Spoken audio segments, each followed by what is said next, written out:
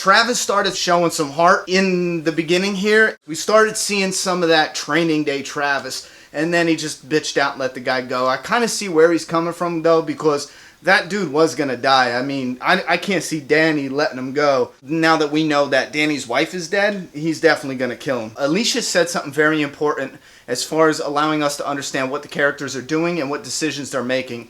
She said that I thought we were beating this thing, and that's very, very important because we have the advantage of knowing what's coming. You know what I mean? We know what the world's going to look like because of the original show. We know there's no hope. So it's kind of hard for us to sit back and accept the fact that these characters believe they're winning, believe that it might be a month or two and everything will get cleaned up and this will just be a nightmare that they survived through. But this is their new world now. And another thing, Danny is badass. Now, I'll tell you two things here. One, he's badass for bringing those walkers. Two, I still think that is fucking retarded because they have no idea how long it's going to take to get their loved ones and get out. They could have potentially surrounded themselves with those walkers now. However, it was still badass. But I just see that as such a complicated tactic. You can't control that huge, massive herd of walkers. Fuck. It's going to turn. First off, I'm really starting to like Victor Strand. He is right to the point. That motherfucker's like, we ain't saving anyone. That shit's going to hurt us. Listen, I want to go over something in the show that they brought up is the shit I was just complaining about, where how difficult it's going to be if the walkers are surrounding that place and they got to make their escape. And I did find that funny that they poked fun at that in the script where the dad said, Danny Salazar said, the hard part is done. And then his daughter was like, what if we got to leave and the walkers get in, you know? And he said that would be the harder part.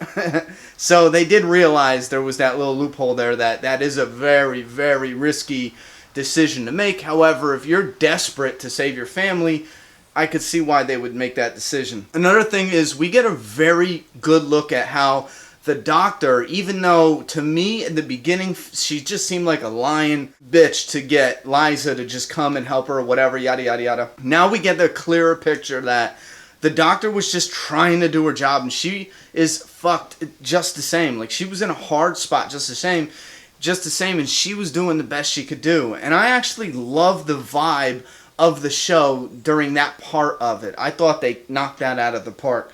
Another thing too with the doctor, since I'm talking about her, I love that kind of acting. That actress, when she was calling the transport and you could tell she's a little bit nervous just on her facial expressions. And then when the transport is like, okay, we're on our way, and she does that little subtle smile, but she doesn't say, oh, okay, good, because that's what I'm talking about, that acting that's just too obvious, where they come right out and say, oh, I'm relieved now, good, you know, she doesn't say any of that. She just goes, okay, what's your ETA?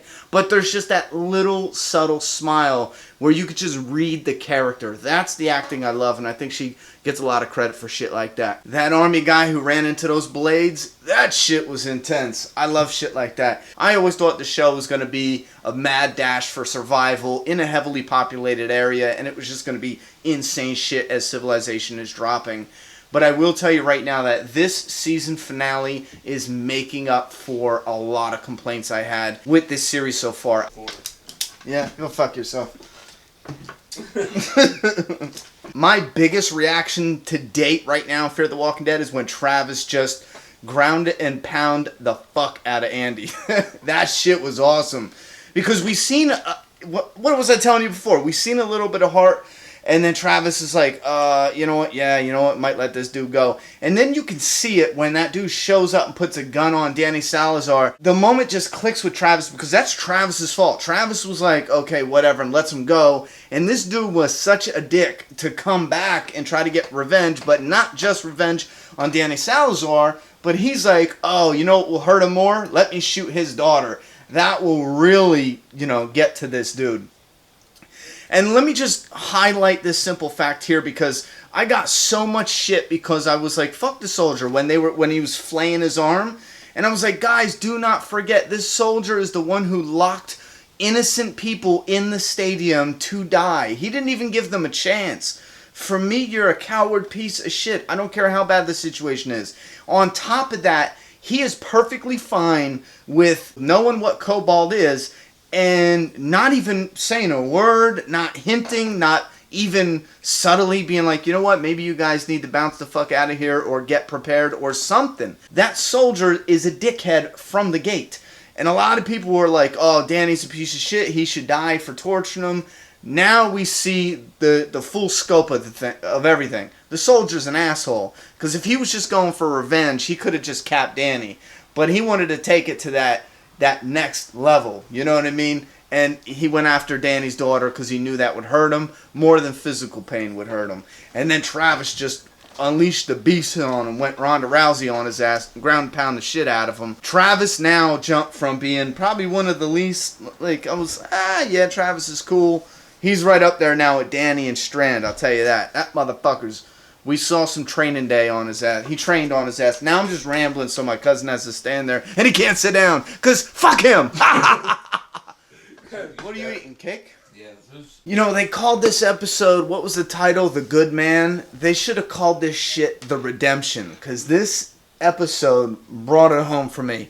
And we're going to have an overall review of the whole season, so we're going to go more in-depth, and we're going to have a few more videos about the first season of Fear, and then we're going to transition into the second season of Fear as far as content on this channel, throughout the break that is. So I don't want to drag it out here, but I do want to say that this episode did a lot for me. I think this was the best episode so far in the series. I mean, like, fucking wow. I loved it so much.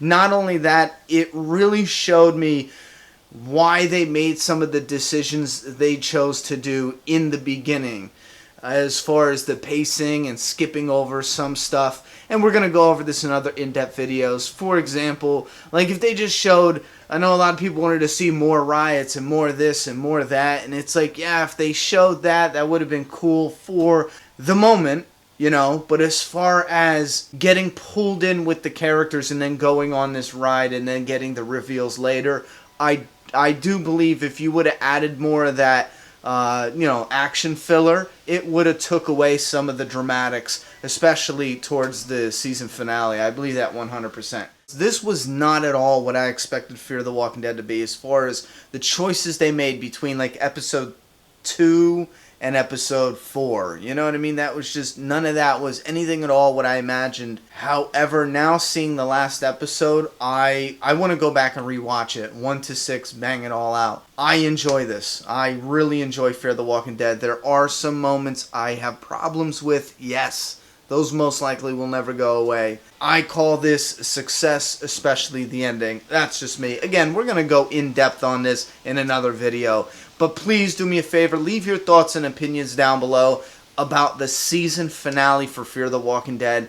And if you have opinions about the overall season, leave those in the comment box. But I'm going to ask you to go ahead and rewatch the entire season, episode 1 to 6, and then comment your feelings on the entire season now that we can look back in retrospect. And don't rush to do that. You can do that on my follow-up video where we review the whole season. So take your time. I'm going to give you a whole week because we're going to lock down the premiere of The Walking Dead Season 6 before I drop that review of the entire season, because I want to give you guys time to watch it and then formulate some opinions, because I want to have a good discussion. Because believe it or not, even though the fandom is mixed with hating on Fear the Walking Dead and then loving it, and some people on the fence, it creates good conversation, which draws out self-awareness within ourselves so we can realize what it is about these shows we truly love.